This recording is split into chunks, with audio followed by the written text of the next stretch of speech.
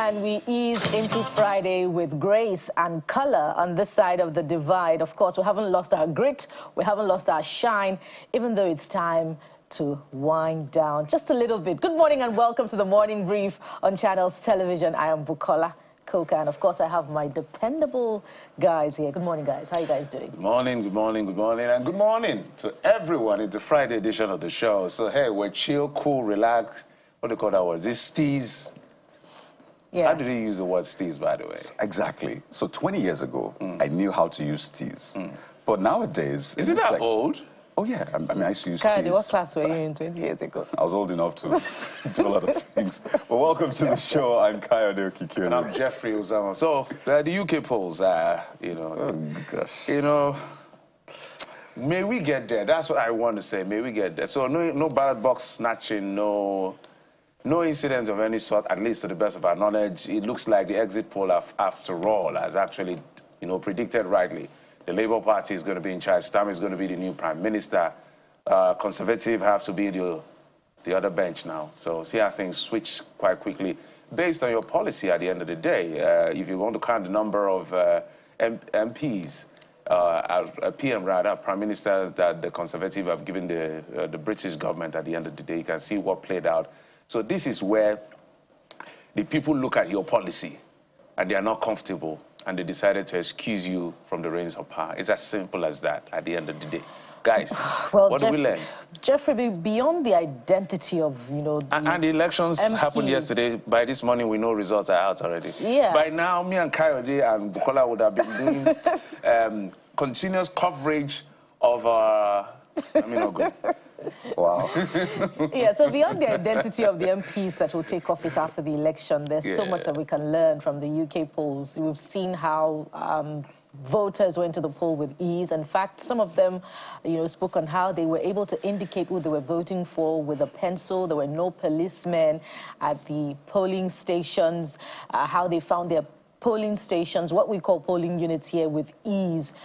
How the electoral process was just so peaceful. And, as Jeffrey said, by this morning, we know who's taking up what. We need to reflect on that, as a nation and borrow from this, these all-important lessons. When will our own electoral process, toe that path as well? Kayode. There are always lessons to learn from both sides. We learn from them, they learn from us. So it's just to pick and choose really different strokes for different folks. You have other clients that they use pebbles to vote, right? They don't even use the BV... What's that thing again? BVAS. BVAS. We have a lot of... By model voter accreditation system. This is the BMV. But yeah, there's no BVAS, there isn't all of that. Some just have to queue. I mean, we did that at some point. So yes, absolutely, let's learn. It's a global world. But guys, what is of major concern to me this morning here in Nigeria is this thing. And there's a story behind it, guys. So I'm not really a fan of things like this, but I just saw it. Someone bought it. And then I randomly asked, oh, is this 50 naira, 10 naira? Because last time I bought this, I remember it was 10 naira or thereabouts. But guess what, guys? This is 100 naira. So, and I counted the number of chips. Bring it for me, bring it. Let me promise also you confirm. return it. Yes, I promise. I counted the number of chips in this, Jeffrey. It is 10. One, so 2, 3, 4, 1, 5, 6, one chip 7, 8. is 10 naira. 10 naira. So it's cheap. So one chip is 10 naira. I'm even surprised because there's one I used to buy in a container. It used to be 3,000 or so.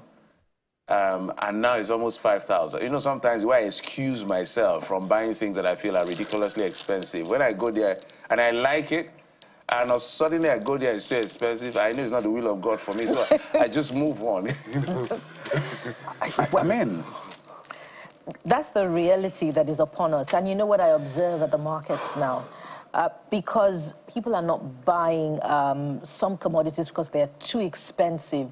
They're getting, because they're perishable items, they're getting spoiled on the counters, on the display, particularly this, what this is made from, and that would be, plantain. Even yam tubers are no longer looking good in the wheelbarrows of, those selling it. And it just leaves us with very little options on the side of those buying and on the side of those selling as well. They cannot sell, you know, at a loss, and those who are buying want value for their money. By the way, one tube of yam is now 5,000 naira, or just a little less than that, depending on the size. So at the end of the day, guys, I will continue to say, for those of us who would like to watch the numbers, the policy of this administration has made life more difficult. They say it's going to get better, but no one I challenge that said, tell me exactly what better means.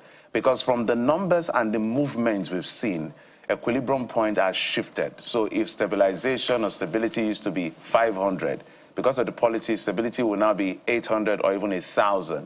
Quality of life has drastically changed. I'm happy what they want to do with the committee. We hope it's going to work, the 2 trillion naira injection.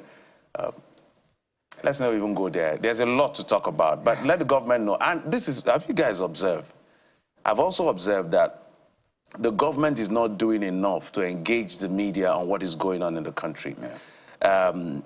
Almost hiding behind press statements, tweets, and all of that. Come, let's have a conversation on television, on radio. I can't see Jurin Galali, I can't see Bayo Nanuga, I can't see even the Minister of Information does press. We can't see the Minister of Agriculture. We need to hear from the Minister of Agriculture. Things are rough. Engage the media. The media is the mouthpiece of the people. You cannot continue to just be reeling out policy, and there are no explainers.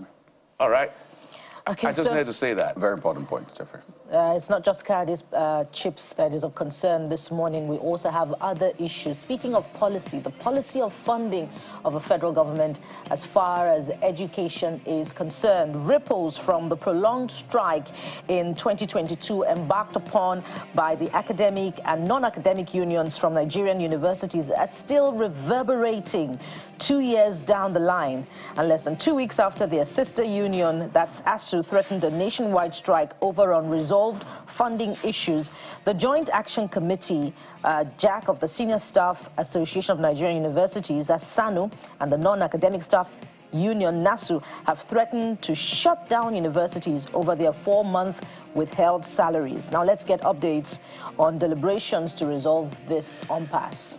Well, that will not be all. We shall follow. We shall also follow up on the semen outrage trailing that Nigerian now controversial 150 billion naira, what they call the Samoa deal. See, we've underlined it for you. $150 billion. For $150 billion. I beg your pardon. What exactly is in this document? The Samoa agreement is based on 6 key priorities, some of which include human rights, sexual and reproductive health rights, migration. Has any of these clauses come with ambiguity? That's the question. Are they as clear as written, or there's something behind it? We'll find out on the show at some point today when we have that particular conversation. So Samoa agreement, Samoa deal is on the show today. Absolutely. That has been a big talking point. But that's all we have for you. It's a Friday, so maybe just sit back, relax, and let's take a look at content creation and brand influencing. It may just be more lucrative than we think or know it is. Perhaps if we know the codes, but then codes can be quite tricky, right? So we've got someone who appears to be cracking that code. She'll be joining us on the show today, and she brings with her all of that drama, the glamour, and the rest. Ashmasi is our guest later on the show. Cardi, you forgot to add all of the va-va-voom. She brings it on the show today. What does it mean? What does it mean? Well, we'll try to have a vivaciousness. We'll try to be injected with all of that va-va-voom for the Friday edition of the show. I've defined it already. Cardi, use bigger words. Don't stress me. Was big. Then you went on to... Don't stress me. She now went to vivacious. Another word came to my mouth, but I remember it's television and it's morning show. So I'll keep it for 10 p.m. I'll be asleep there. All right, we'll also be touching on the Rivers legal conundrum this morning, as well as the Court of Appeal has overturned that ruling that instructed that Martins Amewule and 24 others can parade themselves as River State lawmakers. So we'll try to understand the implications of that as well. Don't forget that you can also, reach us on all our social media platforms with your questions and your comments. You can also send us your videos on our WhatsApp number. And the show will begin unfolding in just a moment with your major stories for the day. So stay with us. We'll be right back.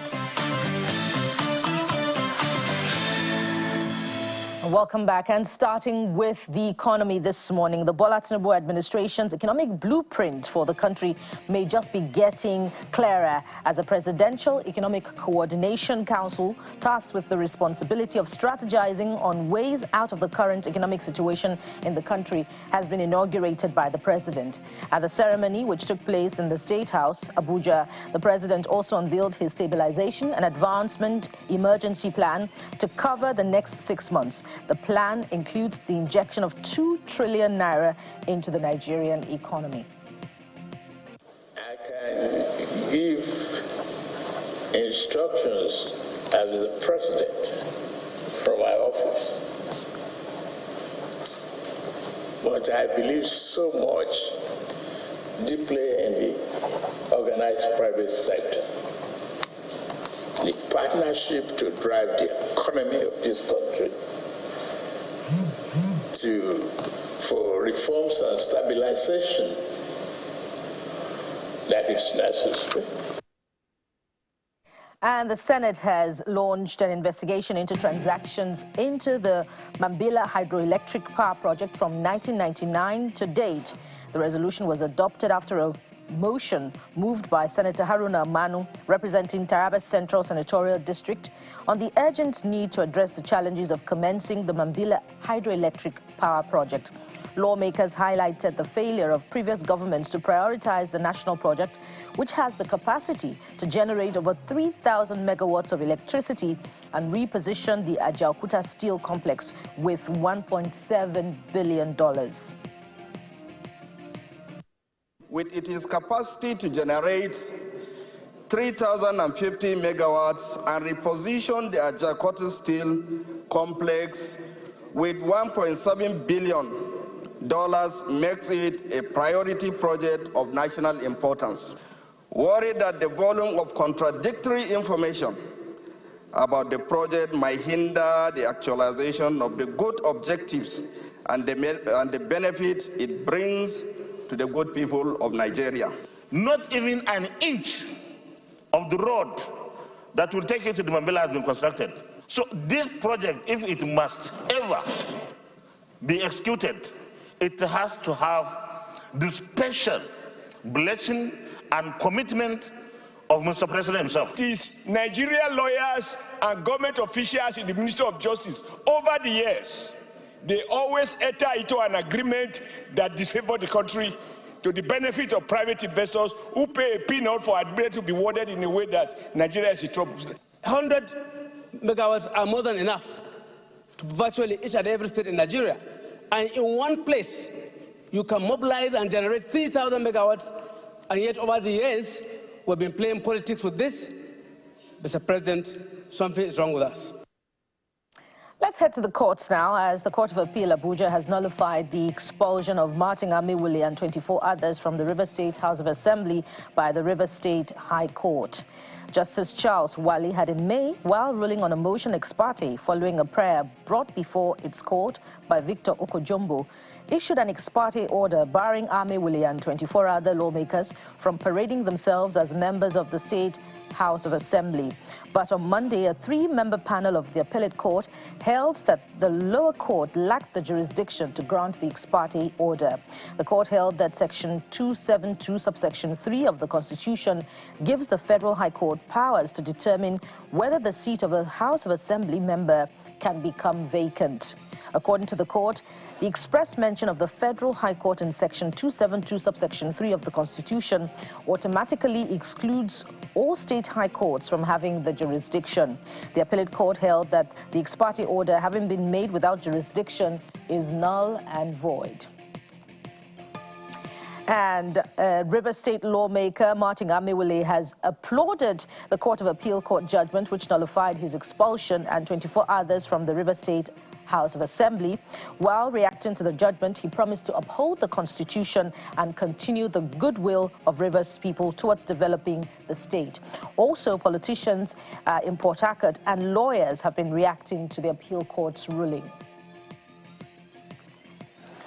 And staying with the courts now, Justice Inyang Ekwo of the Federal High Court, Abuja, has held that the governorship primary election held by the People's Democratic Party, PDP, in Edo State on February the 22nd, which produced Asue Godalo as the party's candidate, is invalid. In a judgment, Justice Ekwo held that the decision of the PDP to exclude 378 elected ward delegates from participating in the primary election was a violation of the provision of Article 50, subsection 3 of the Constitution of the party. The judgment was on a suit filed on February the 8th by Honorable Kelvin Mohammed, Gabriel Ossi Okodua, and Edaraho Osagi for themselves and on behalf of the 378 ad hoc delegates whose names and election results appear on exhibits BID 8A to 8.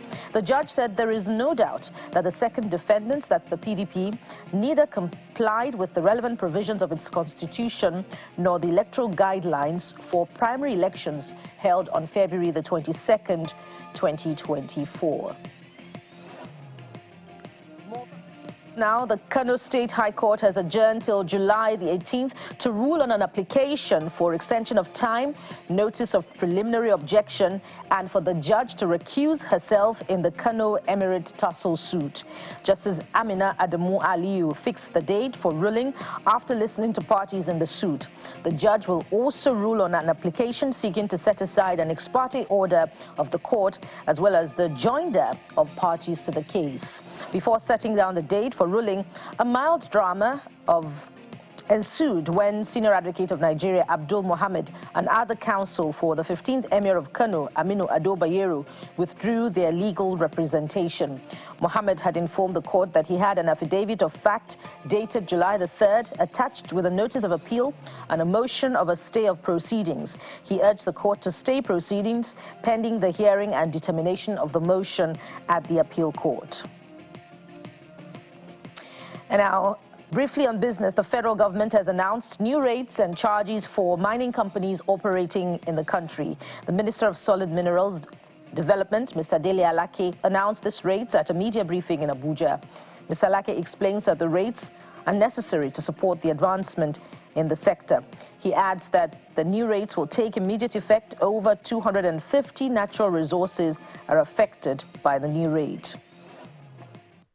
The rates are just too infinitesimal, too negligible, too inconsequential to sustain these investments, these technological advances, and we have more in the offing that we want to put into the system to enhance the ease of doing business and to open up further the sector for foreign and local investment.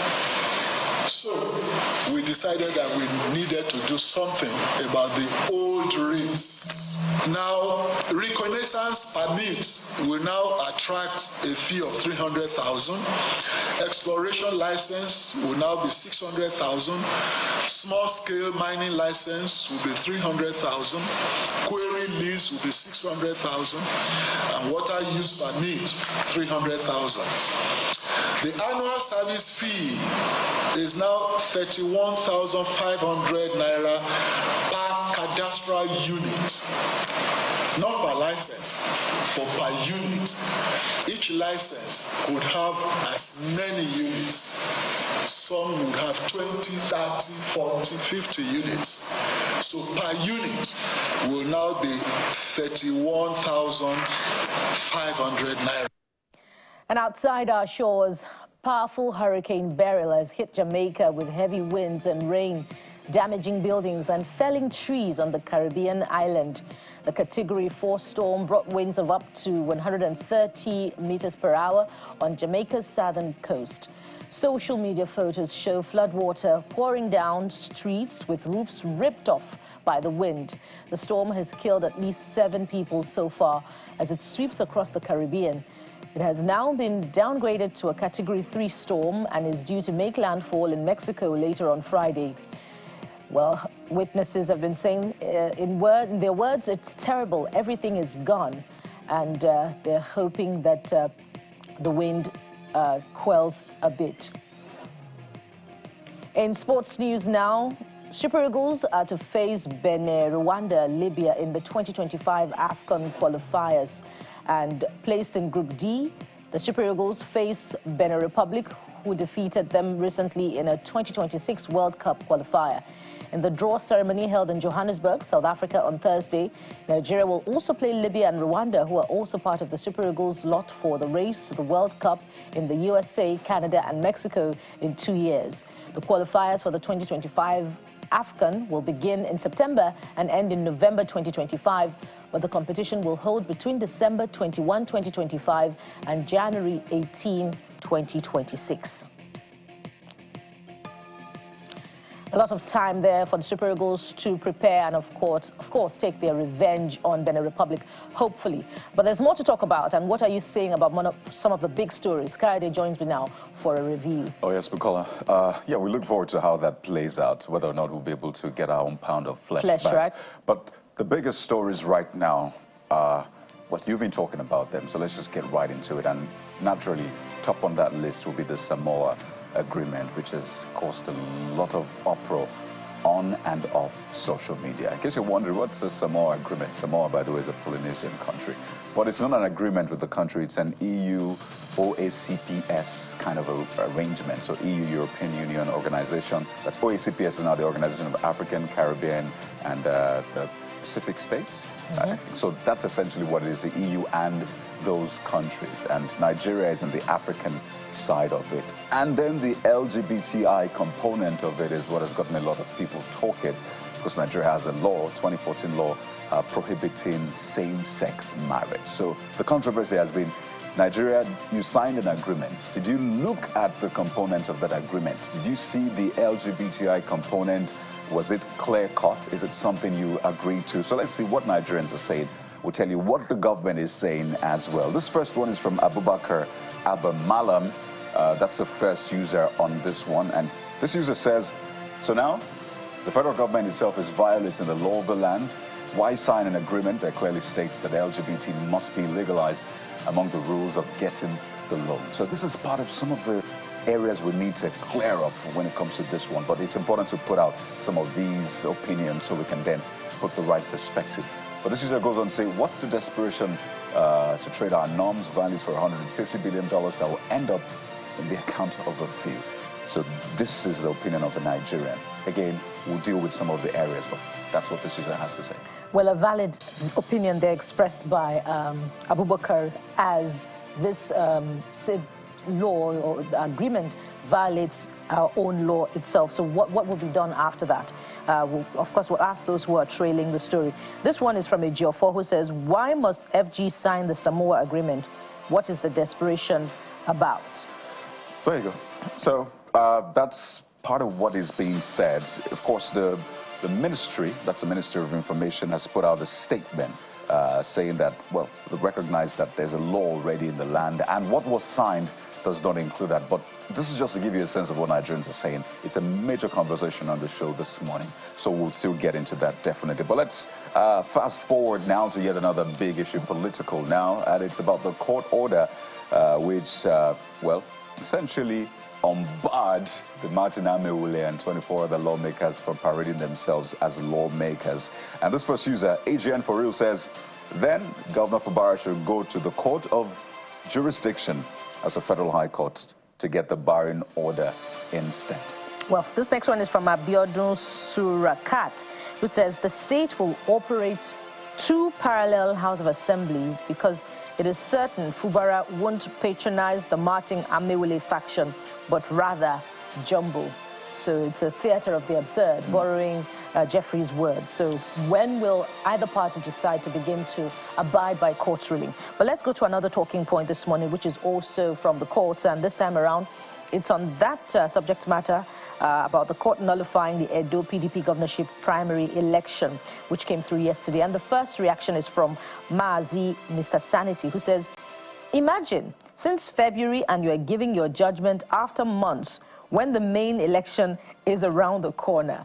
Nigeria. Why? Well, they always say the grinding mill of judiciary might be slow, but it's going to happen. So, I mean, I don't think this is barred by time. But Lincoln Amas says, I sincerely believe the Court of Appeal and Supreme Court will uphold Ighodalo's candidacy because I want all the major candidates to contest and for Edolites to decide who ultimately becomes the next governor of Edo State in a free, fair, credible, and transparent election.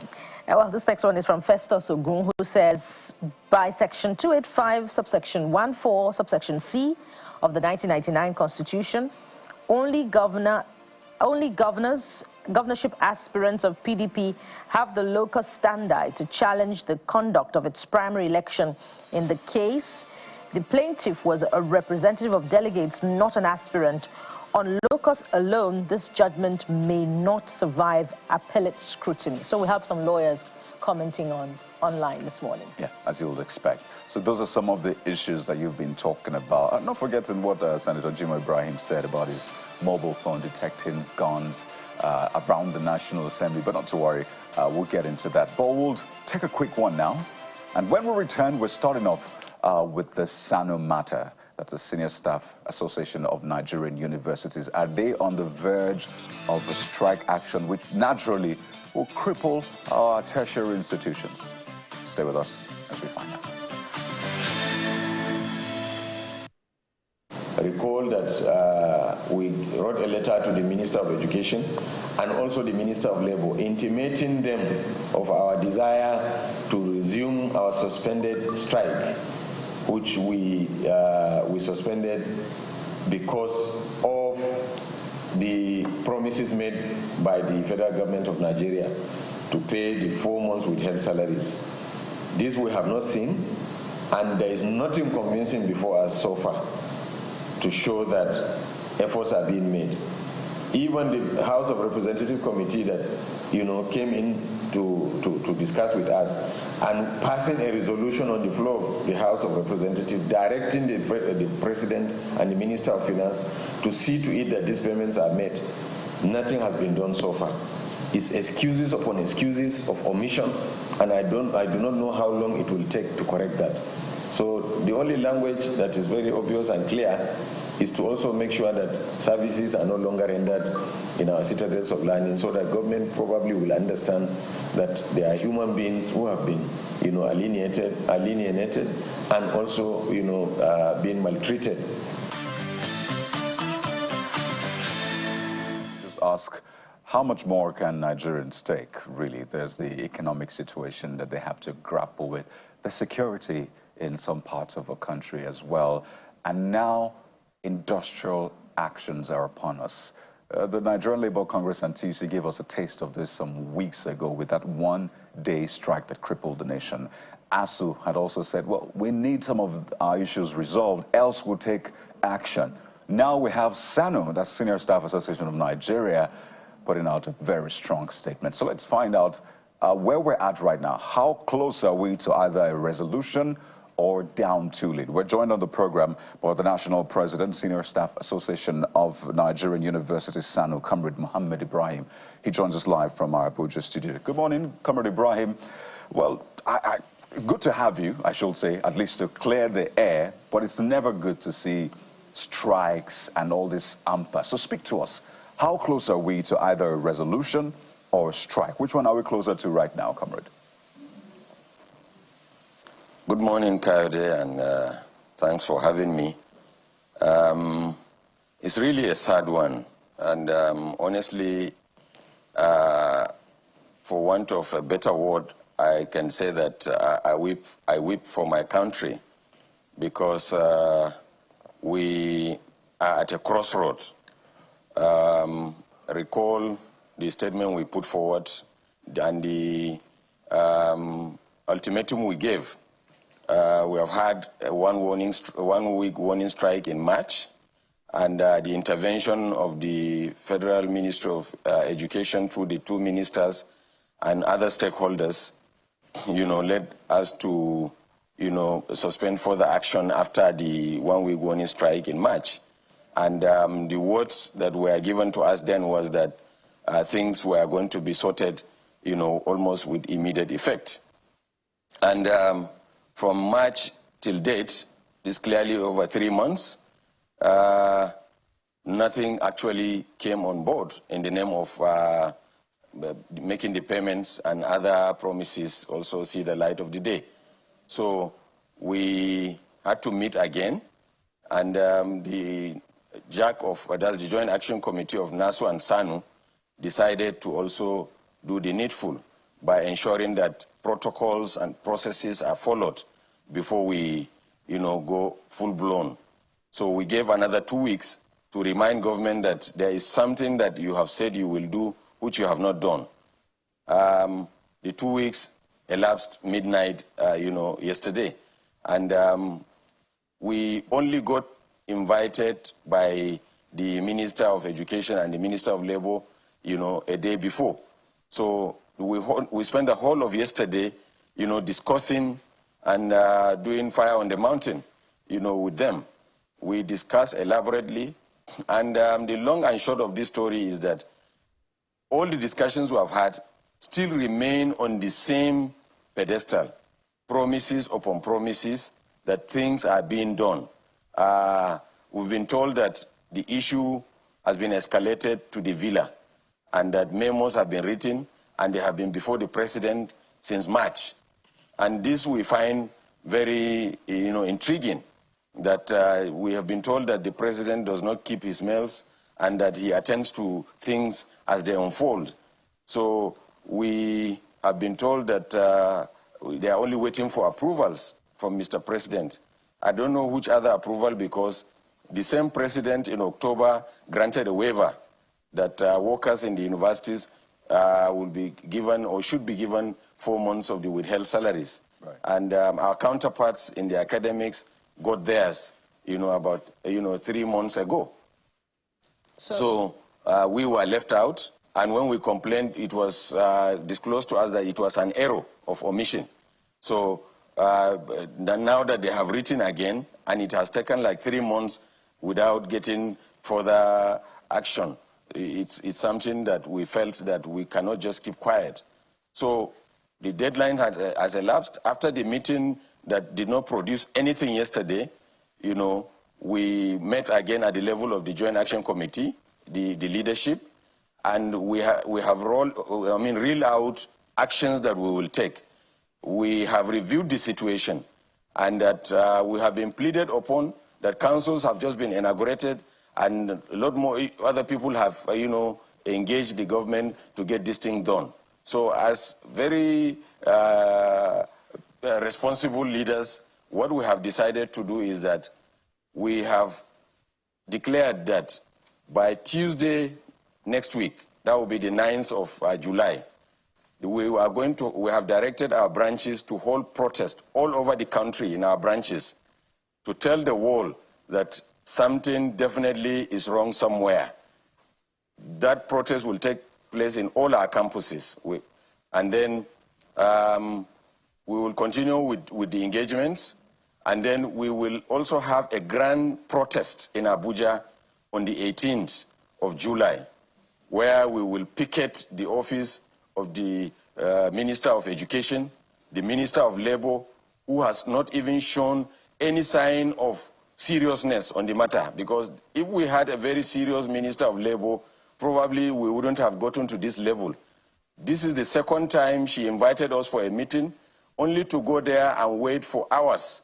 And we will be told that she is in the villa and nothing, is coming from her. Yesterday, after meeting with the two ministers of education and the directors in the Ministry of, and the PAMSEC and the directors of Ministry of Education, we got to the appointment she gave us at the Ministry of Labor. Every director was there, the permanent secretary was there, but the Honorable Minister of Labor kept us in limbo. We waited till eternity. She never showed up, only to get a message that she was still in the villa. The same thing happened, 3 months ago. So we clearly feel that this is a sabotage, to Mr. President and this government, because this is clearly what is supposed to be their job, to ensure that things are done. So at the moment, we have declared that we will have protests at the branches, and then we will have a grand protest in Abuja, and then thereafter, we will go on a full-blown strike that will be total, comprehensive, indefinite, and without any concession. So, Comrade, I noted that in the communique that you also issued, that you accused the government of adopting a divide-and-rule policy to set the unions on a collision course. But wouldn't it also be instructive to also note that perhaps it is because the unions also do not present a united front more often than not, and this gives government a loophole, to work with to adopt that divide-and-rule that you talk about, going by the trajectory of relations between ASU and SANU and NASU on the other hand? Well, Bukola, I think you need to understand that the university community is a family. And to the best of my knowledge, we do not have any issues amongst us, whether it is ASU or SANU or any other union. So the divide and rule the government is enjoying is what we cannot be able to say much, but they know exactly what they are doing. If the president has given a waiver and he said that they should pay workers in the universities, the president did not say, go and pay ASU and leave out the 3 other unions. So whoever that made that mistake, to err is human. Whom we felt that after raising alarm that something wrong has happened, the needful should have been done by ensuring that, we correct those mistakes. But if it is taking eternity to correct that mistake, clearly it shows that some people are not interested in making sure that our educational system, and especially university education, blossoms, and that it gives out what it's supposed to give. So we do not have any rivalry or any problem between the 4 unions in the university. So the buck is on the table of government. What we need to know, and what everybody knows, that there is no way you can operate a university with, just the academics or just the non-teaching. We play complementary roles, and we know that everyone is important, and you cannot, show preference over the other. Right. So whoever that is keeping his neck on our knee, his knee on our neck, should take it off, or we will do what we have just, said. In other words, they should let you breathe, as the president has said. But one more thing, yes. Comrade. So you talked about the Minister of Education, the Ministry of Labor, and Minister of State for Labor. What about the finance component? Because at the heart of this is actually money, right? What you are entitled to. So what are you hearing from that side? Because this is a money matter, and we need to have that component also intact in it. Yes, we did not just, write the Ministry of Labor and Ministry of Education, but also copied the finance people. But the information we get from them is that theirs is to act. They only need approvals. So they cannot just, because they get letters from us, they will just make payments. They need somebody to tell them, pay this money, and that they will do. Right. So clearly, the issue is still within the Ministry of Education and the Ministry of Labor, who have now said that the issue is, at the villa. So, right. So this is yet another SOS from SANU to the president. SANU says they're holding off on the strike, but there will be protests on Tuesday, and then a bigger protest in the nation's capital. I think you said the week after. Am I correct, Comrade? Yes, on the 18th. On the 18th. The picketing in all campuses. Yes. He mentioned that as well. So that is the latest update from SANU. As I said earlier on, this is now at the table, as you've said, of the president, and approval should be given to sort this out. But I would like to thank you so much, Comrade Mohammed Ibrahim, for giving us this update, and wish you the very best. Comrade Ibrahim is the National President, Senior Staff Association of Nigerian Universities, SANU. Thank you once again for your time. Thanks for having me. All right, we'll take a moment now, and when we return, we'll move on to yet another topic that has been very contentious. Maybe your guess is as good as mine, but you have to wait to find out. Stay with us.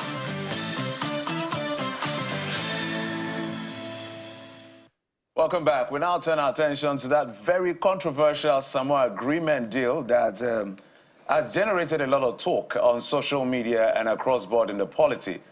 whether or not Nigeria knew what it signed up to because of certain clauses in that particular agreement between the European Union, Organization of Africa, Caribbean and Pacific states. So basically it's an agreement that was signed for, they say, for economic development. And it was signed in Samoa, but it's an agreement between these states and the European Union. But there are clauses within it that is generating controversy. So before I introduce my guest, I want to put up that clause. And there are two basic clauses. First is the one that has to do with the general principle of that agreement, Article 2.5. And also the one that has to do with health, Article 29.5. So, yes, that's the one. This is the controversial one. The party shall systematically promote a gender perspective and ensure that gender equality is mainstreamed across all policies. So if we go to the next one, which borders on health, that has to do with general principle. The party shall support universal access to sexual and reproductive health commodities and healthcare services, including for family planning, information and education, and the integration of reproductive health into national strategies and programs. So these are the two articles, that's Article 2.5 and Article 29.5, which people are suspecting is ambiguous, something may be behind it. Does it have to do with LGBTQ? That's why I want to have the conversation. The federal government has come to say it's all about economic development and nothing more. But is that true? We want to have that conversation. Mr. Sonny Ekwosi, legal practitioner and notary public, joins us. Thank you, sir, for coming on the program. Thank you very much. I'm happy that you cited those articles of the Samoa Agreement. It's not just that article, also Article 36.2, which has to do with the implementation of the outcome of the economic conference on population and international conference on population and development and the Beijing conference. And that article is also a part of the Samoa Agreement. Just to start with, I would say that the Samoa Agreement is a post-Cotonou agreement. No, just before I know you want to fire from all cylinders. Yes, let me just concentrate on this. Let's start from basic. Okay, the basic, exactly. Okay, let's start. You're going to do what yes, I'm going to do because I also talk about my background a little bit because I'm in the center of it all. I'm the chairman of the African Bar Committee on Human and Constitutional Rights. We have discussed this Samoa Agreement and in Zimbabwe and also in Uganda. And the African lawyers said, look, no African country should sign. And Nigeria specifically should not sign. We attended the meetings where lobbying took place that the EU has been living in Africa for the past since 2019 to ensure that African countries sign this devious and this deceptive agreement. Like rightly pointed out, Section 2.5 talks about the gender equality and it talks about the sexual reproductive health and rights. I am a delegate to United Nations, so I know the language of the EU. I know the language of the United Nations. I was at the UN in March this year, and I will tell you that whenever the word gender equality props up during negotiation at the UN, all the countries raise up their hand and say, look, we are not going to allow it to come unless you define what you mean by gender. No, gender for before you and I means male and female. But right now, gender is given a social construct. So you're saying contextually gender is different from sex? Yeah, it's sex, male and female.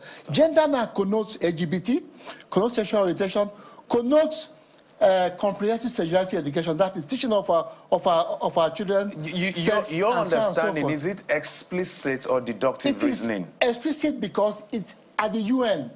I go to United Nations, I participate. So what I'm saying is not my view. It is the view of that African countries who go to United Nations. That is their view. Gender equality is not accepted by the African group and the UN. Sexual reproductive health and rights is also not accepted because they are Trojan horses. Trojan horses mean that their interpretation does not mean like gender, does not mean male and female. It connotes LGBT, and so on and so forth. So now, the minister has come out to say, the Minister for Information, with all due respect, the minister does not understand the document. From what he said the Samoa agreement was signed 2018. It was not signed 2018. It was signed on 15th of November 2023, which means that the minister is not even as sure of what he's talking about. And Articles the articles in the Samoa agreement are 106. Okay? We told them that those 160, Article 2.5, Article 36.2, Article 29.5 should be expunged from the document. It's a trade agreement. Why put articles that have to do with LGBT? Expunge them and let us know that it is the trade agreement. And they said no. The agreement does not have a reservation. It does not have interpretation clause. I'm a lawyer, and I will tell you that every agreement you have to have interpretation clause. Let's put it in. You're a lawyer, so let's state facts. Yes. Your deductive reasoning in this context is that gender perspective connotes LGBTQ. It is not my view. It is actually the view I have. It's the United Nations definition agreed by all the African countries that go to the UN. I go to the UN. I participate in negotiations, so I know the language. It's not my view, but that is what it's all about. You know that it's called euphemistic expressions. The European Union knows that when they mention the word LGBT, it's so explicit. So they now use what is called euphemisms. And I know the euphemisms, the whole world knows the euphemisms. Yeah. Now, in this agreement, in this Samoa agreement, the EU is going to be a pace setter, okay? Now, it has a provision that Council of Ministers are going to be meeting, headed by the EU, and they're going to be making binding decisions on African countries, which means what you have as the agreement has not ended. It's like giving a blank check to somebody, okay, and the person will not put the amount. So the Samoa agreement is a blanket check. It's a Trojan horse because the EU is going to be making binding decisions that are going to affect African countries. You know, this is the most dangerous thing that Nigeria can do, to sign this agreement. You know, we are buffeted on all fronts, economic, political, strikes, insecurity. But this one is very dangerous because it has to do with the cultural, religious life of the people. I was in Abuja on Wednesday with some Muslim clerics, no? They went with us to the National Assembly. And we had a meeting with National Assembly members, including the chairman of treaty, chairman in charge of National Assembly Committee on Treaty. They said they were not aware that Nigeria signed. And I think so who did they consult before signing the agreement? The National Assembly was not consulted. I was there on Wednesday, and they said they were shocked that they signed without consultation. The National Assembly represents the people of Nigeria. You know that these people in power are representing you and I, okay? We give them the mandate. They are our servants, so they should be accountable to us. And National Assembly people, they represent us.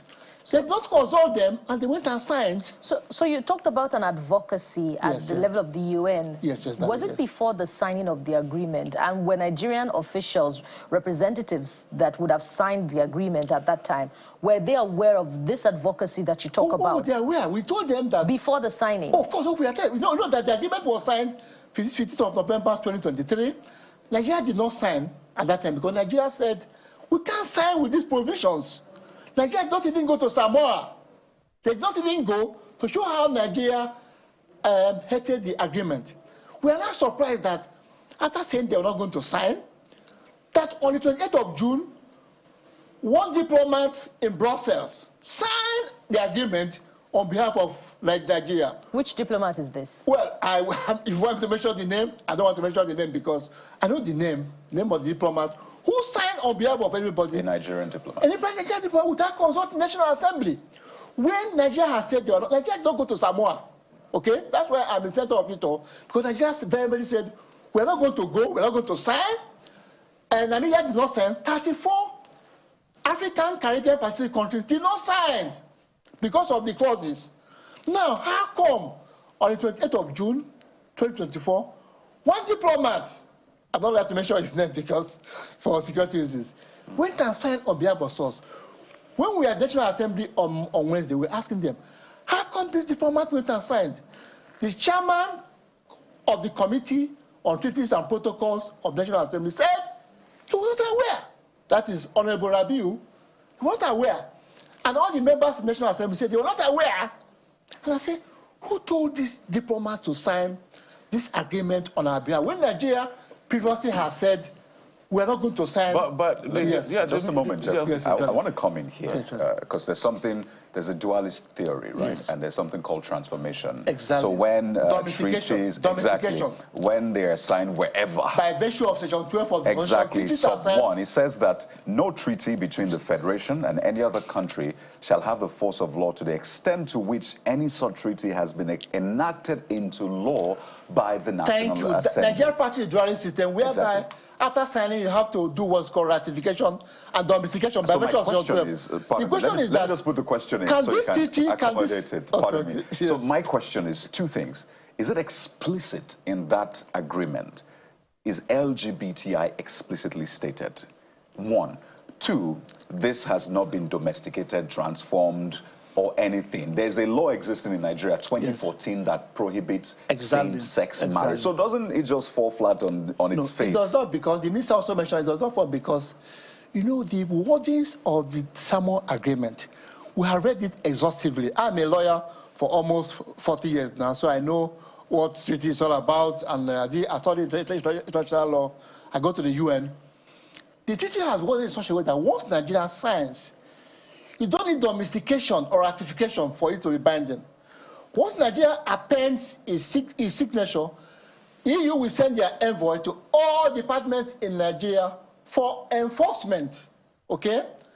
And, you know, they don't wait for Section 12 ratification and domestication to occur because they are aware that when they ratify, they might reject it. So they don't word the treaty, that is the Samoa agreement, in such a way that once you sign, they're going to be asking you to meet up with your international obligation by virtue of signing.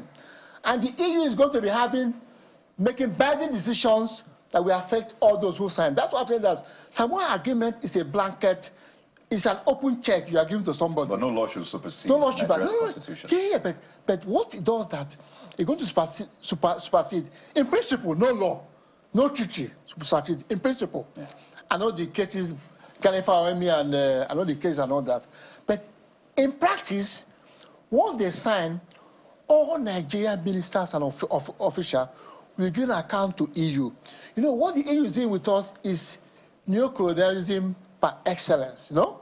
We have gotten our independence, but they are still pushing us. They are still imposing things on us. One of these is LGBT. Although LGBT is not explicitly mentioned in the agreement, what is mentioned there is gender equality. I've explained that at the UN. Gender raises a red flag. Once a gender appears, all the African countries said, define what you mean by gender, because gender is no more male and female. It means LGBT. It means those who are neither male nor female, you know?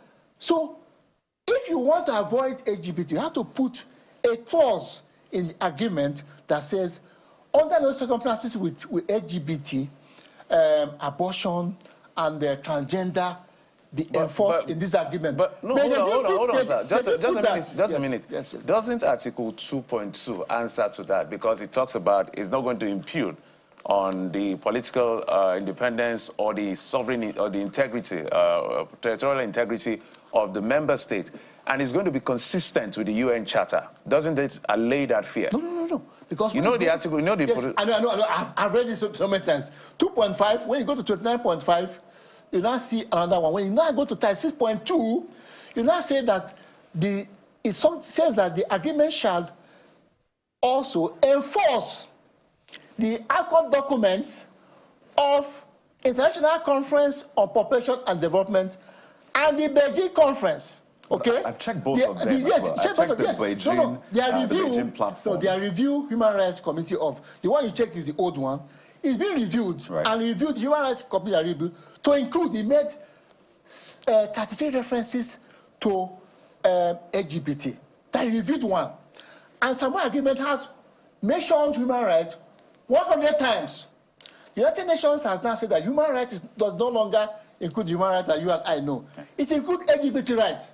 That's why I'm saying that that will call it difficult because the language has changed. So is Nigeria a party to the renewed Beijing? Of course, Nigeria is a party. Well? Nigeria is a party. The new one, not of course. Nigeria is a party to it. So we saw the LGBT. Of course, we saw the LGBT, and that document says that the Beijing conference and the ICP reviewed human rights document had reference to abortion, LGBT, specifically explicit, and comprehensive sexuality education.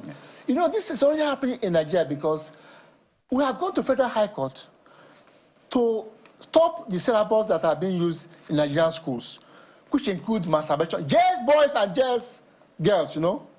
They're not teaching them masturbation, sterilization, and all that. You know about the GMO food. I'm touching so many things now because we don't have time. A lot of them are maybe GMO food is also about the same thing.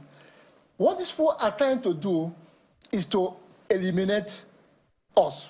This is not conspiracy theory. I am the center of it all. I go to the UN. I'm the chairman of the Human Rights Committee of the African Bar. I attended the negotiation of this Samoa agreement. I attended because they were lobbying African countries to accept, you know, and we told them not to accept. Nigeria did not accept. That was before the signing on 15th of November 2023. We are now surprised that on the 28th of June, somebody who calls himself a diplomat has signed on behalf of Nigeria. What I'm saying is that, look, that the ICPC Beijing conference has explicit clauses that has to do with LGBT, that has to do with all this. And they are there, okay? By the way, the diplomats will not sign without express approval, rather, from the government. From the government, but not the National Assembly, not the National Assembly. Either is it the Ministry of Foreign Affairs, is it the Ministry of Finance? No, the person who is behind it is Ministry of Budget and Planning. As Bogudu, yes. He's the one that announced that. I think we should just take a look at that statement. So, yes, he said that. He said that he has signed. And I said, look, what has Ministry of Budget and Planning have to go with treaties and all that? It's National Assembly that has the competence to examine what you are going to sign. You didn't consult them.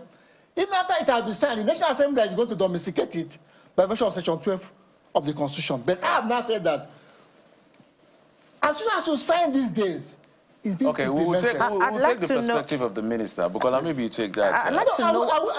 Just hold on. I'd like to know what your worry is about the disposition of the federal government towards this agreement, in spite of the assurances that it provides that it is not a party to the clauses that you're interpreting. But before that, it would be instructive to read a portion of the reaction of the federal government towards this. And this is the verified handle of the Federal Ministry of Information and National Orientation.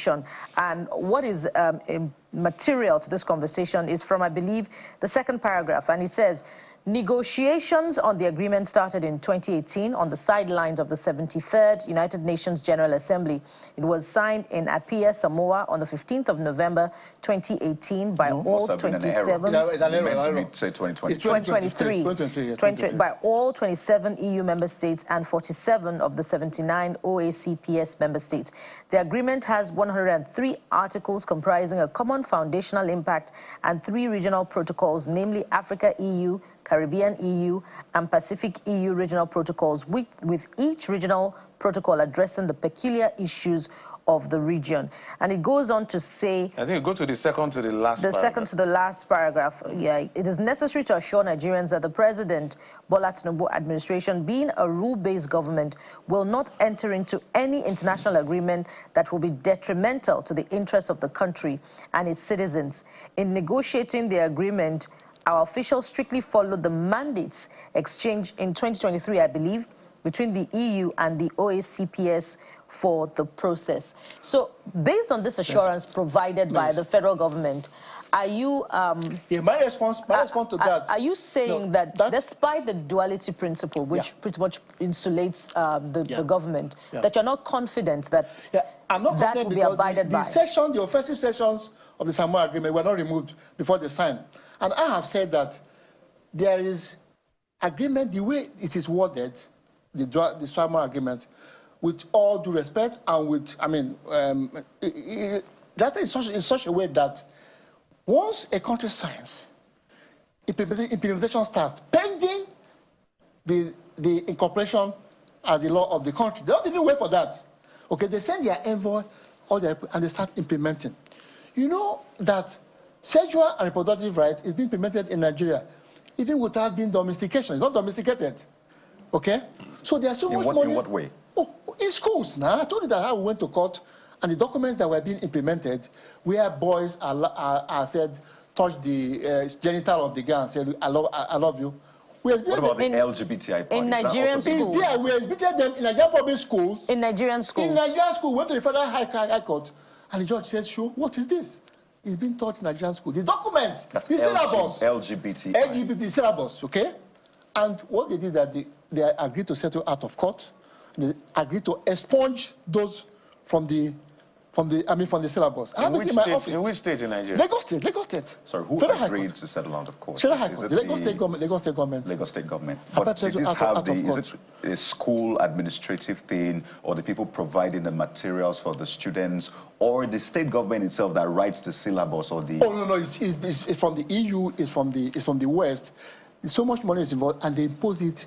It's not official, eh? They impose it in the Federal Ministry of Education. So is it by way of materials? Do they provide materials? I have the materials. If you want me to come back to the studio, I'll bring the document that we'll sign. Materials bearing the imprimatur of the Federal Ministry of Health, the Federal Ministry of Education. No, part of it. I just want to get this right. How is this being implemented in schools? In schools that we have textbooks that they use to teach the students. There are textbooks. That's what we exhibited at the Federal High Court. Textbook teachers. So this implementation of this that had drawings of sterilization, okay, wearing of condoms, masturbation, touching the genital of the opposite sex and saying I love you. This is not theory. I have the text. We went to court and I have the degree that we filed at the Federal High Court. I can bring it if you want. So this implementation, is it flowing from the Samoa agreement or previous treaties? Before the Samoa agreement. Now with Samoa agreement it is complicated because Samoa agreement has made it official now. If Nigeria signs and Nigeria has signed, it becomes super official, okay? In the sense that they will continue doing what they have been doing in the past. This to tell you that, look, domestication or no domestication, they don't give a damn. They come here, money exchange hands, and it's being implemented. We are on ground. I'm a lawyer. I've been a lawyer for something, so I know that this thing is being implemented. I've gone to court. I was the lawyer that defended the NGOs that went to court. So we saw it and we know it is in my office. I can bring it and show you that, in fact, also first year in universities, they also have the syllabus. Universities of, they do borrowed courses in first year. The borrowed courses and all that. Elective courses, If you see the question that they are asking them to sign, they have to describe explicit sexual encounter with the opposite sex. I'm saying, what is all this? Why sex, EU, and all that? And why LGBT, transgender? Okay, transgender is a man saying I'm a woman, and a woman saying I'm a man. It's right here.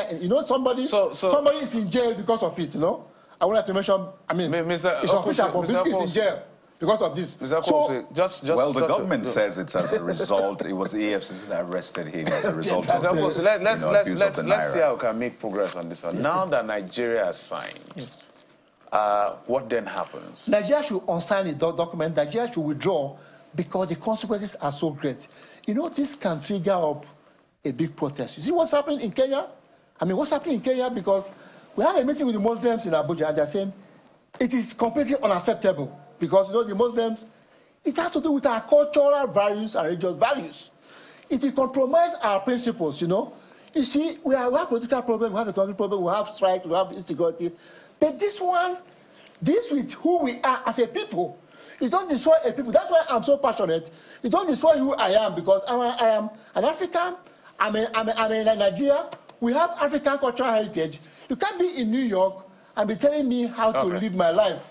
Okay? Just the last paragraph of the federal government statement says the Samoa Agreement is nothing but a vital legal framework for cooperation between the OACPS and the European Union to promote sustainable development. And we said expunge the offensive sections and we agree with In you. fact, They the refuse EU to expunge. agrees with that contentious part. Can they expunge? The Can they ACP expunge them? states reluctant to see the foundation agreement mention sexual orientation and gender identity, which is LGBTI rights. And an issue they say there are also differences among EU member states. That's also an issue among Can they EU expunge member the states. section so that we can go on? They refuse to do that.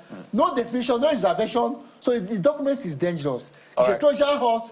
It's unacceptable. Nigeria should withdraw her signature from the agreement. Mr. Senokrosi is a legal practitioner and notary public. Thank you so much for coming. Thank you very much. We hope that we'll find a way around this. Thank you for coming. Thank you very much. I'm so grateful. Yes. Okay, from there we'll move on to other issues. Maybe head out to Rivers State to find out exactly what the meaning of that court's ruling at the Court of Appeal means for all the parties. Join us again. That assembly, led by Martin Samoa and his colleagues, are still potent. They are members of the assembly, and it is within their rights as legislators to make the laws, good laws indeed, for the people of Rivers State. All the actions that allow me to introduce this were purportedly taken by Victor Oku Ojumbo. They go to naught.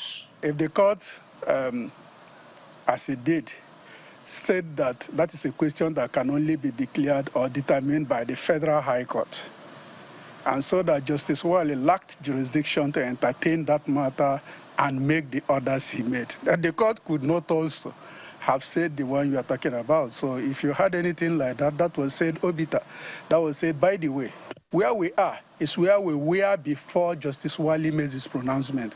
And what was that? That those seats had been declared vacant. And anybody who thinks that they were not properly declared vacant is to approach a court, the Federal High Court.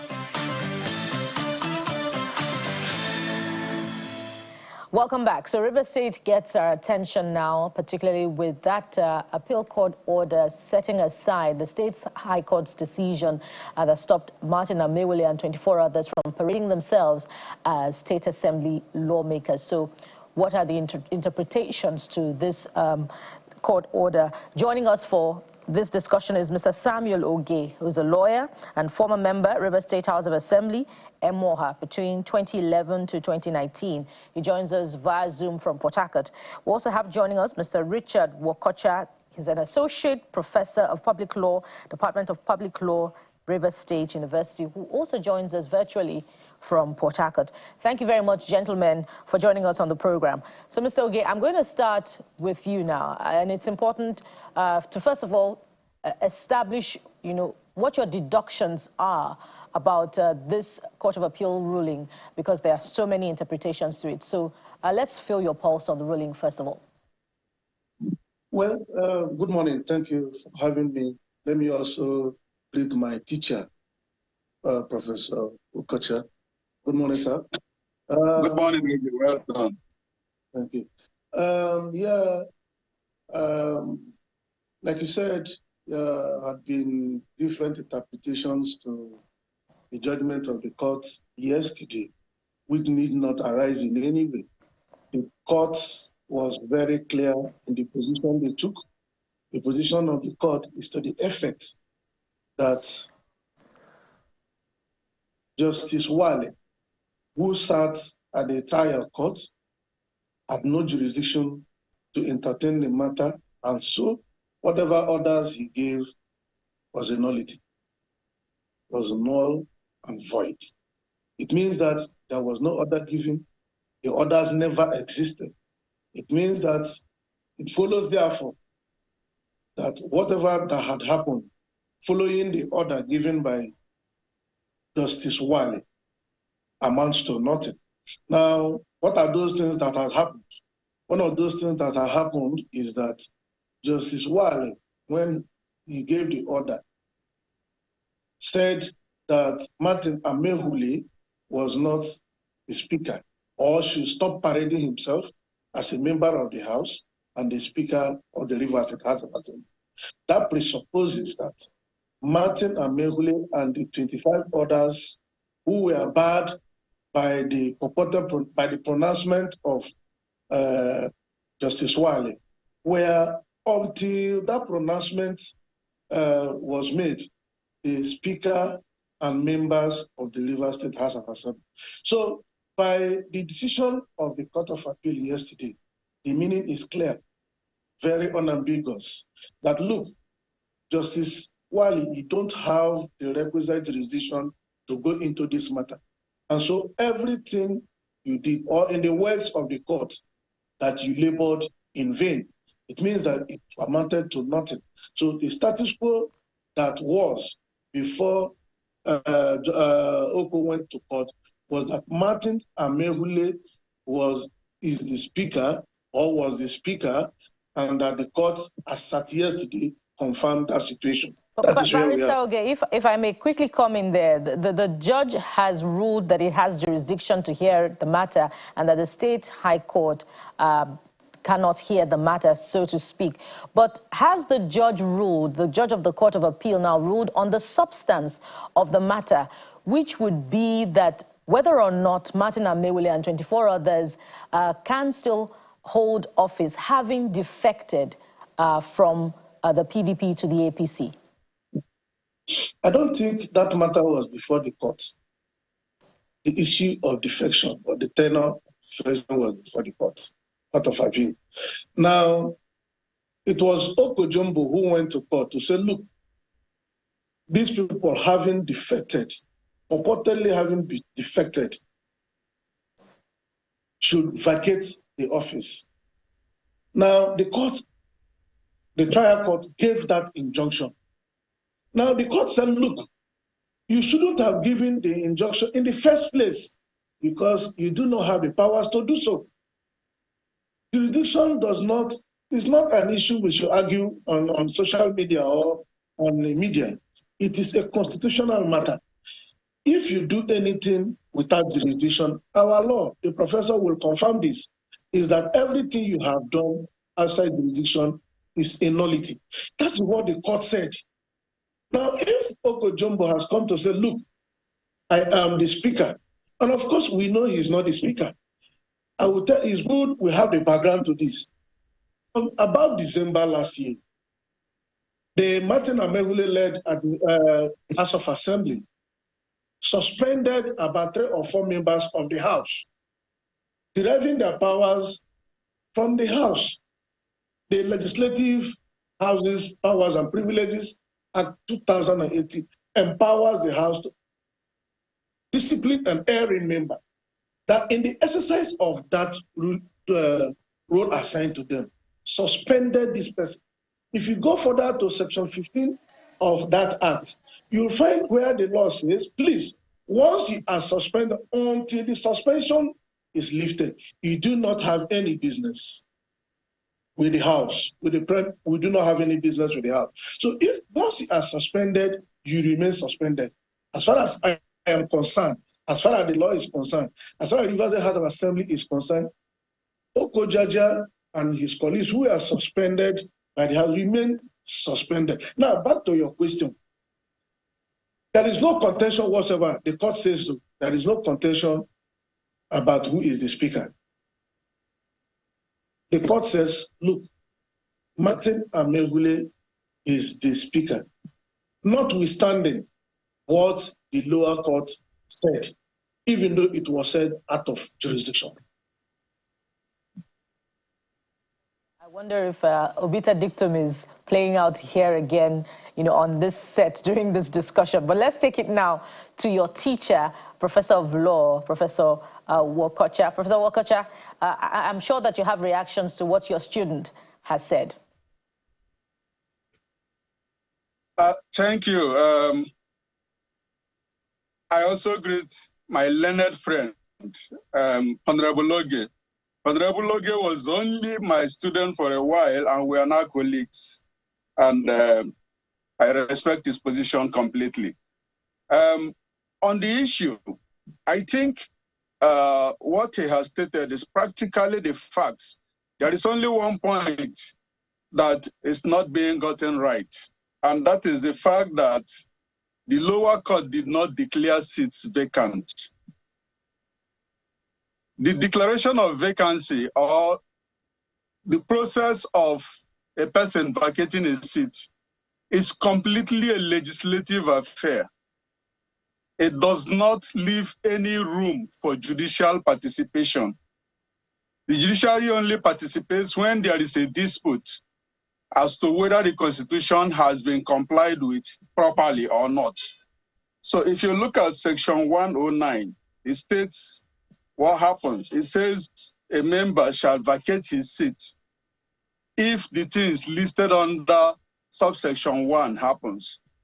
And then it goes on to say that this is so, however, effect shall be given to this, however, that at the next session, the speaker or a member shall present the fact that a member has vacated to the House. And if the House is satisfied that that is so, it will not take the necessary steps, which is giving effect to the vacation of seats. So where the judiciary, where Section 2723 talks of the role of the Federal High Court, it is if anybody disputes that process that has taken place, the person is to take that matter to the Federal High Court, not to the State High Court. So I think that the judgment of yesterday terminated the process that was handled by the State High Court, presided over by Honorable Justice Wale. And the Court of Appeal said, look, you did not have the jurisdiction in the first place. Let's leave the fact that you acted too early. There was no basis, no urgency requiring you are granting the ex parte order, the first one. But even the subsequent one where you had the parties, you acted without jurisdiction because this matter can only be handled by the Federal High Court. So if that is the case, what is overturned is the order of the High Court, the State High Court. And what is that order? The parties that approach the State High Court ask the court for a specific prayer.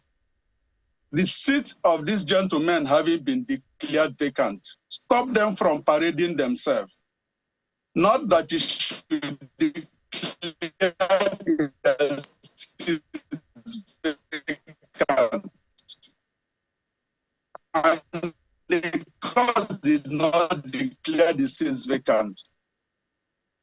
The court only granted those interim and subsequently parading themselves as members of the House of Assembly of vacation of seats or declaration of vacancy of those seats was a legislative activity and has not been set aside. The Court of Appeal yesterday did not make any reference. Professor, yeah. Pardon me if I may butt in there. We lost you for a bit because of the connection, the virtual connection. Perhaps you could rewind a little bit from where you talked about jurisdiction. Okay. So I was saying the jurisdiction of the court is jurisdiction to entertain any dispute over the exercise of that authority. Any dispute arising as to whether or not Section 109 and Section 109 sub 1 and sub 2 were properly carried out. And not that the court will be the one to declare the vacancy. There is no role for the court in Section 109. Its role arises only where there is a dispute as to whether it's been properly done. So if, for instance, I defect from my political party and I am a member of the House, and my defection is considered as having met the provision of Section 109 sub 1, and the House subsequently declared my seat vacant. If I feel that my defection had a good reason and that it does not fall within the provision of Section 109, it's my responsibility to approach a Federal High Court to distinguish between my defection and the defection intended by the Constitution to have that effect. It is the Federal High Court that will declare whether or not the declaration of my seat as being vacant was properly done or not. And not that the court will declare my seat vacant. It is not a judicial responsibility. You can look at Section 109 sub 1, which lists the conditions that lead to vacation of seat, and look at subsection 2 of it, which again states what the House must do after that to give effect to subsection 1. So I think that's where the mix-up is coming from. As Honorable Oge rightly observed, issue of defection was not before the court and could not have been before the court. That was not an issue before the lower court. The issue before the lower court was to stop the people from parading themselves as members and officers. their seats having been declared vacant by the House.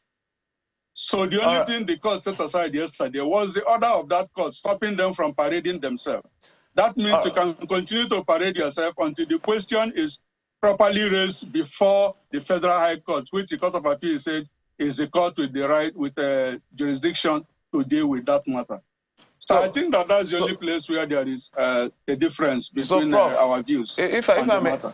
Prof, if I may have your take. So simply, the judge, the law justices, by the way, simply said to the people who filed that case at the State High Court, you went to the wrong court. Yes. And now there are two people.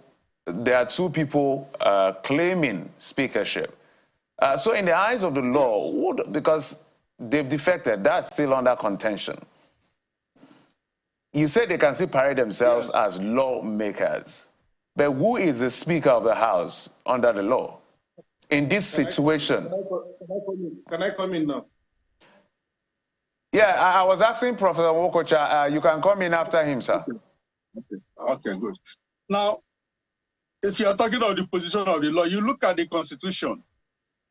If the Constitution says you vacate your seat if you defect without reason or without the reason stated in the Constitution, which is, I think that is well known now, that your political party is in crisis in such a way that it can no longer continue, or you are part of a faction of your political party that has merged with another political party that is also in the House. If that is the case, your defection is different from what is intended by Section 109, subsection 1. But other than that, the court says when that happens, along the other reasons that have happened, all that requires to be done is that the House will meet and that fact will be brought to the attention of the House, and they will give effect to subsection 1, which is declaring that seat vacant. So if that has happened, in the eyes of the law, there are only, as it is now, because I think 28 people altogether have resigned, so to speak. 7 defected, 1 resigned. So 28 people have vacated the House. It means Rivers State House of Assembly is left in the eyes of the law with only 3 members. Only 3 members. All right, Mr. Oge, let me take it to Mr. Oge.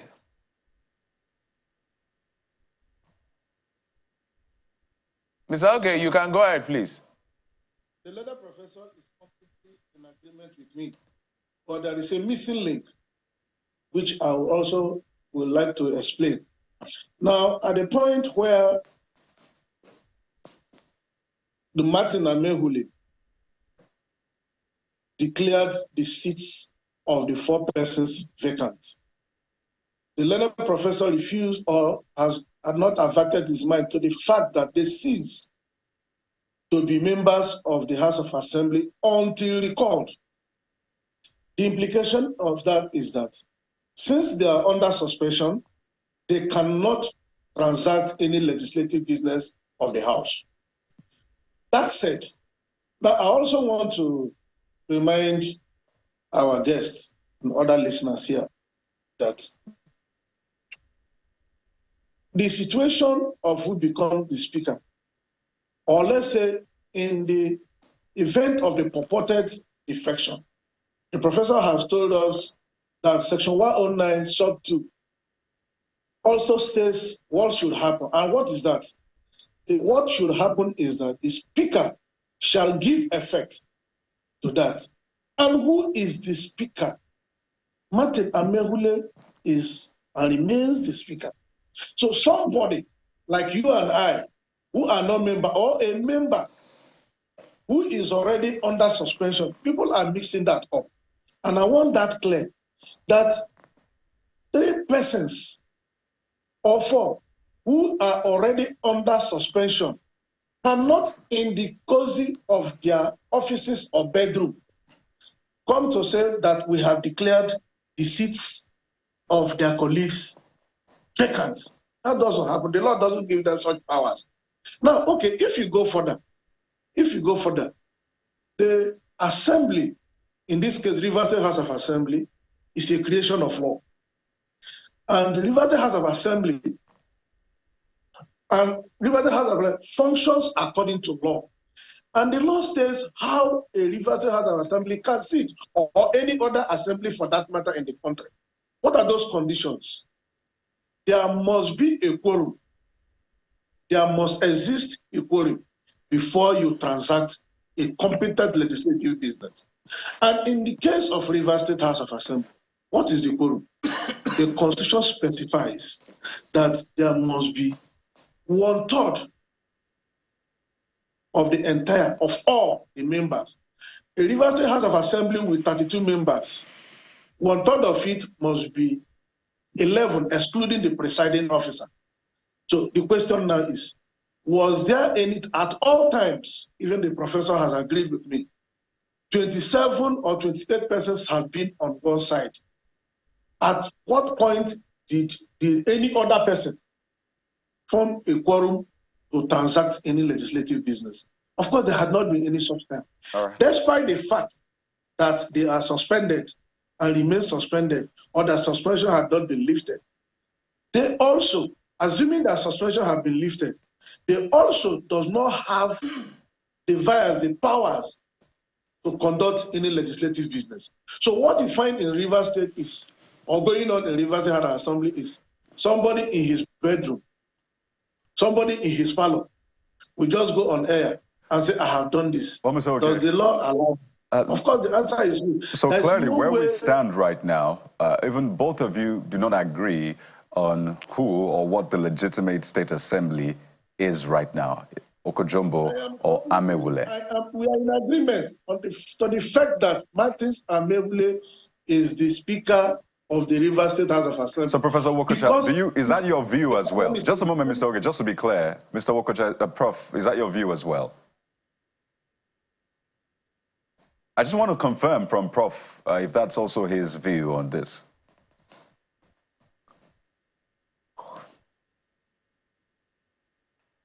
Okay, I understand that Prof may have dropped off the call, but we'll try to reconnect. What it appears to me now is that, yes, this case is before the court has made a pronouncement, but it looks like we're still back to the point where the controversy was really hot, such that if the governor wants to maybe approach the State Assembly, who does he approach? Is it a Martin? Okay, I think Professor Wokocha is back with us now. Prof, I was asking you if you agree with Mr. Oge that the Martin Amewule led assembly is now the legitimate State Assembly to transact legislative business with.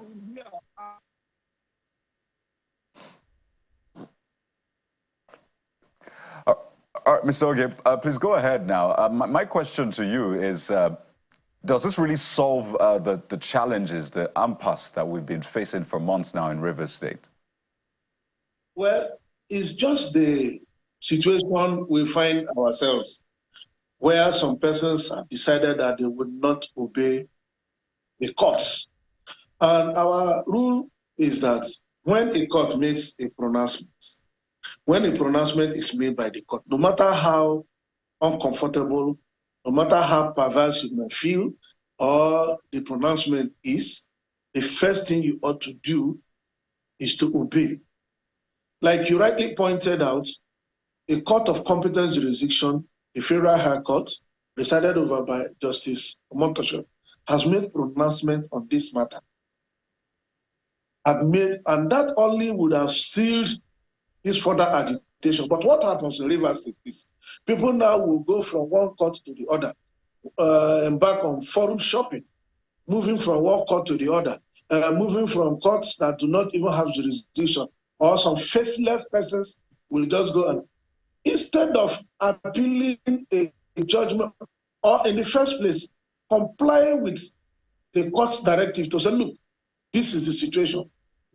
Or if you are aggrieved, the best you can do in the circumstance is to proceed to a higher court. Okay, in this case, the Court of Appeal. Just a moment. But nothing of such is happening here. Just a moment, Mr. Nothing of such is happening. Pardon me to come in now. So let's look at the implications now, because I think a lot of people in Rivers State and even across the country want to know the implication of this, and maybe if this can also be backdated.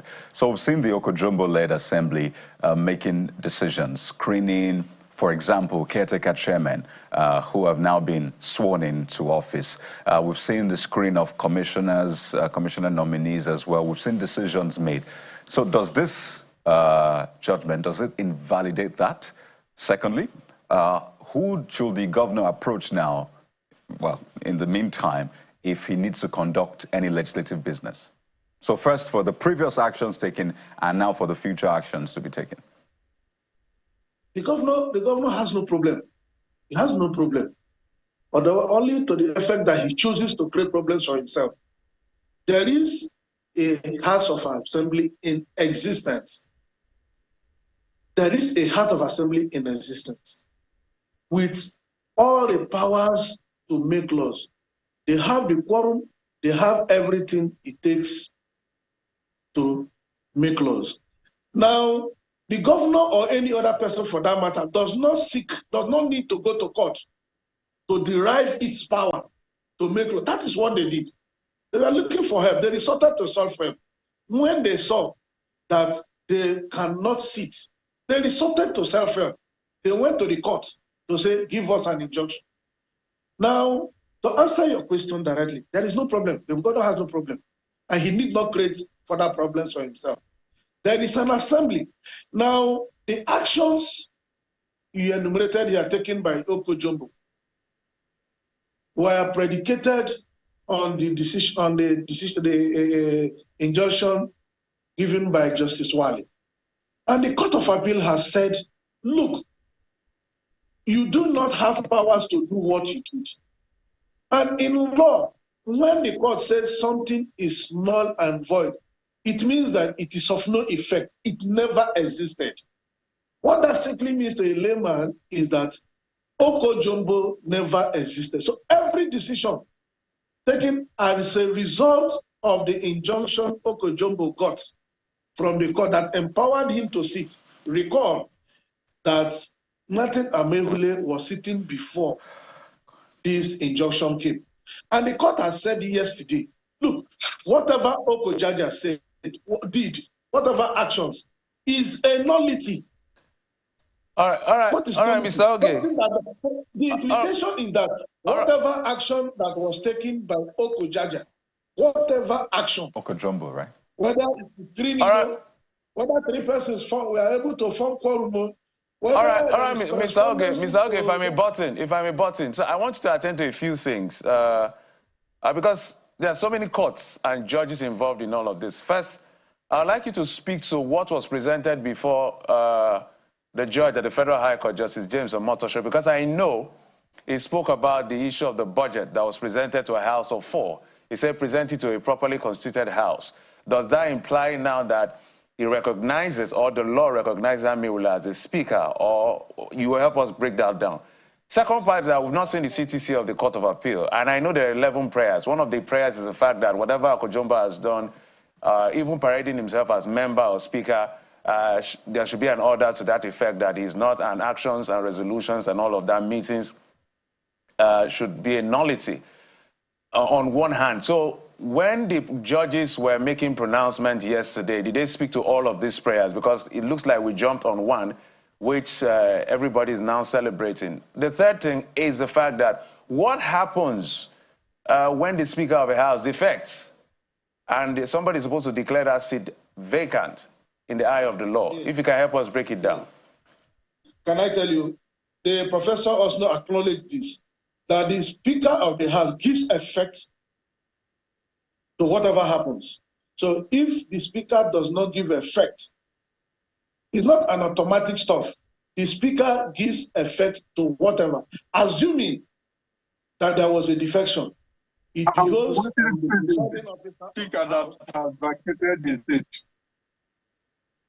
Excuse me, assuming truly there was a defection, is the Speaker that gives effect to that. In the absence of that, then no member can come to say, look, I have declared the seat of another member vacant. That is not our law. But that's not the language of the law. Prof, you can come in. Prof, you can come in. Provision of the Constitution. Prof, go ahead, please. Yes. Yes. Honorable Oge raised quite a number of issues. First, on the issue of speakership, or what happened when persons were suspended. If persons happen, they are still this is that it affects residents. So they have Professor Okocha, I don't know what's it does not stop us. It has no because our forum. Prof, if you can hear us. Which says they perform. All right, Professor Okocha, apparently we're having a challenge with establishing a solid leader connection. But Mr. Oge, I guess Prof was speaking to the difference between resignation and suspension and to the status of the question I asked, you know. Although you didn't answer all the questions, you answered one. I don't know whether you have a response. For the interjection, my dear brother, Prof cited section 109. I will be pleased if we go further to read to the general public the provisions of section 109 sub 2. By your kind permission, if you allow me, I will read so that we know what the position of law is. Section 109 sub 2 states, the Speaker of the House of Assembly shall give effect to subsection 1 of this section. So, however, that the Speaker or member that shall first present evidence satisfactory to the House that any of the provisions of that section has become applicable in respect of a member. Now, if the Prof comes back, I will allow him to read the same section he cited.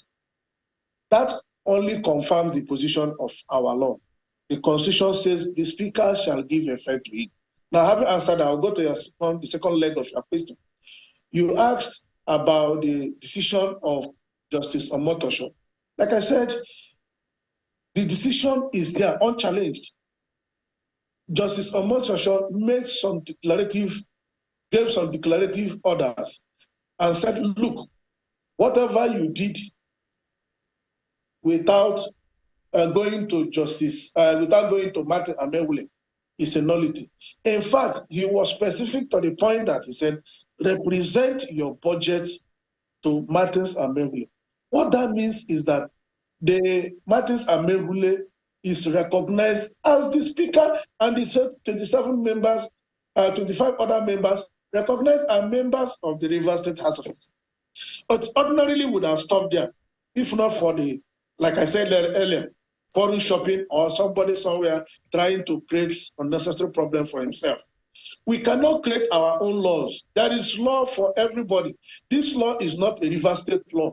This law is not, the courts we are talking about is not Rivers State Court or Samoa's court.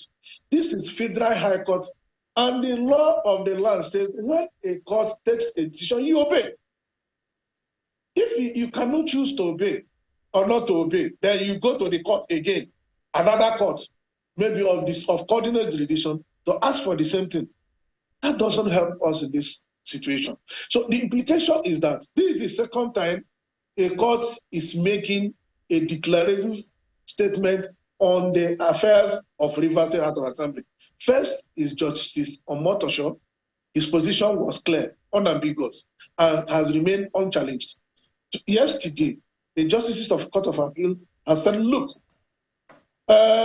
Justice Wali, you were in a hurry to do what you did, even when you do not have jurisdiction. So everything you did is a nullity. And let me also mention one fact so that you don't ask the question you're asking again, the implication. Okojombo derived his powers from the pronouncement of Justice Wali. Now that the Court of Appeal has said, look, everything Justice Wali said is a nullity. It simply follows that whatever Okojaja did, or whatever Okojaja did as a result of the Do you mean Okojumbo, Mr. Oge? Do you mean Okojumbo? It's a nullity, that's it. Do you mean Okojumbo or Okojaja? What did you say? Do you mean Okojumbo? Okujaja. Okay. So, No. so Mr. Oge, let's just backpedal a bit to where we're coming from. And I know we had a Court of Appeal decision that urged parties prior to this time to maintain status quo. And now we have this one. And ahead of this time, lawyers had prevailed on the Court of Appeal to make its decision clear enough such that there would not be variations to the interpretation of whatever its decision would be. But this is where we are now, and there is a worry, a very real one at that, that the Rivers State Assembly could, we could have two state assemblies making decisions for the state government.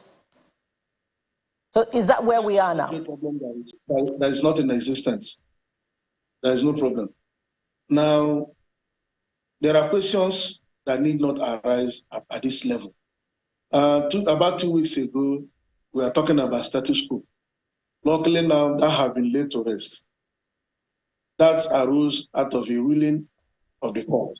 Now that had been laid to rest. Laid completely to rest. We are no more talking about status quo.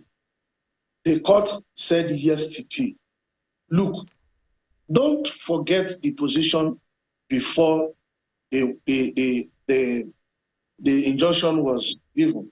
Please, I want you to always take cognizance of that. The position before the judgment was given, the injunction was given. The position was that Martin Amegule and 25 others were doing their legitimate legislative business before Okojombo went to court to secure that judgment or injunction. And the court yesterday has said, look, that injunction shouldn't have existed or never existed at all because it was given out of jurisdiction. The meaning is that, like the learned, one of the learned justices said, look, when the matter came before Justice Wale,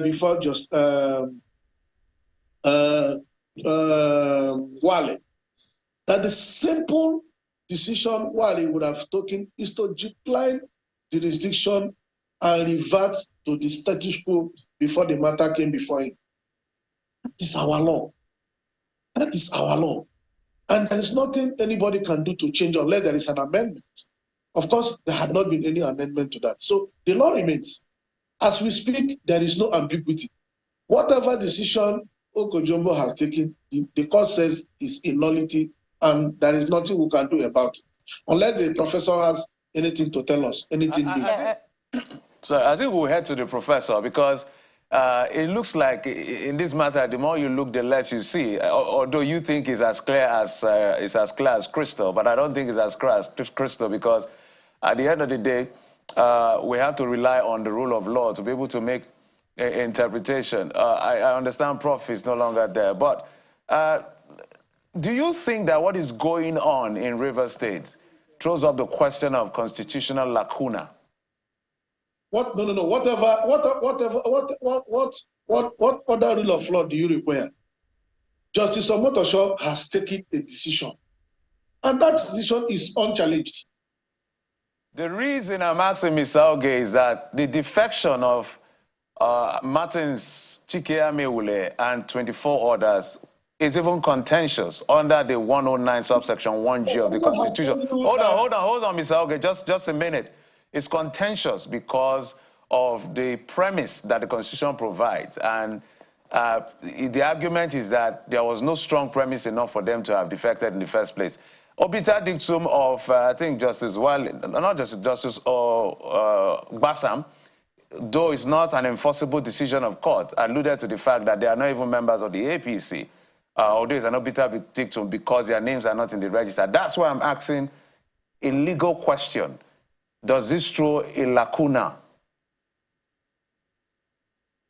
The Constitution provided in Section 109 sub 2 what should happen in event of a defection of a member. It is clear, I've read it. There is no lacuna there whatsoever. The Constitution provides that the Speaker of the House shall give effect. That is what I'm saying, Mr. Oge. That's what I'm saying. Now the Speaker of the House he defected. The man who should give effect It's also one of those that defected. No, that's why you shouldn't. If that is the situation, if you find yourself in a helpless situation, you don't need to resort to self-help. What is happening is resorting to self-help. So if you find that, assuming you are right in what you said, let's assume they actually defected, and there is no speaker to give effect to it. Do you resort to self-help? Of course, you can't resort to self-help.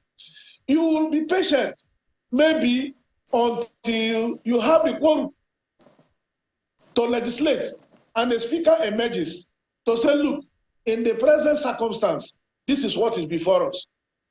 So if the speaker is not there, can the legislative house sit in the absence of a speaker or a deputy?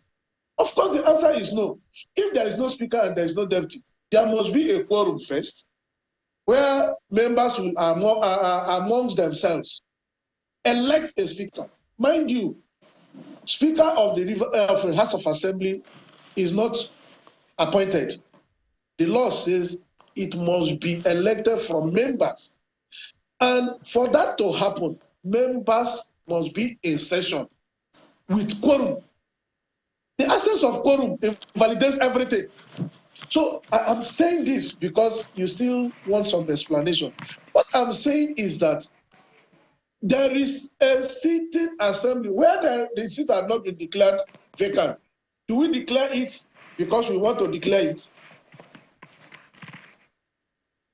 Do we declare it because we want to declare it? Well, the answer is no. Mr. Oge. It is the assembly, it is the members of the assembly that has powers, that Constitution gave the power. The Constitution donated the power to the House to decide or to give effect to such matter. Not for you and I outside. So everybody, as we speak. Mr. Oge, we're totally out of time. I'd like you to land on your point now. As far as you must mark this, any person outside the 25 members of the Rivers State House of Assembly is an outsider. Because 3 persons were suspended, or 4. 1 died, 1 resigned. All right, Mr. Oge, we're totally out of time. We must end the segment now. We'd like to thank you so much. Pardon me, please, but we'd like to thank you so much for your time on the program. Mr. Samuel Oge is a lawyer and former member, River State Assembly, MOR 2011 to 2015. We also had joining us from Port Harcourt virtually as well, Professor Nwakocha, who is a professor of law, River State University. Thank you very much for your time on the program. You're welcome. Thank you for having me. So we have some messages to take, I believe. Jeffrey, you have the first one. Okay. I want to see, yes. Yep. I think this is from Crucifio. Oh, okay, that jumped off. Okay. Let's begin with Emmanuel's comment on this. Yes, I would. Okay, Emmanuel's comment. Say, what is wrong with gender equality? The African interpretation should be made clear. LGBTQ was not mentioned. Okay, there you go. So the other one is from Crucifixio, which you mentioned, Jeffrey, and it's on the UK election. And I mean, it's just really there. And that's what we started with on the show. Within 24 hours, an election is called, accepted by all parties, a winner is declared. Well, some other person mentioned other parts we should not learn.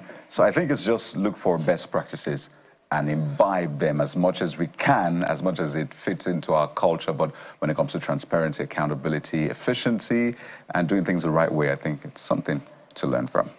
And this one also is from Ladile. It's a mouthful, actually, but I'll try to read the important part. And he says, I think we need to learn and change our ways. This process attracts investors, new businesses, economic growth, sustainable democracy and rule of law, build peace and acceptance of all individuals and citizens. Nigerian politicians need to change for the good of all Nigerians and the face in the international space. There you go. It's a good way to end the week with lessons, yes. What to learn and what to unlearn regarding our electoral processes. And you may want to add also regarding our constitutional processes as well, with regards to court rulings, especially as it relates to governance. Thank you so much for watching. But we must also mention that we were supposed to have influencer Ashmuzi on the program. We hope to have her in the coming week. Thank you so much for watching. I am Bukola Koka.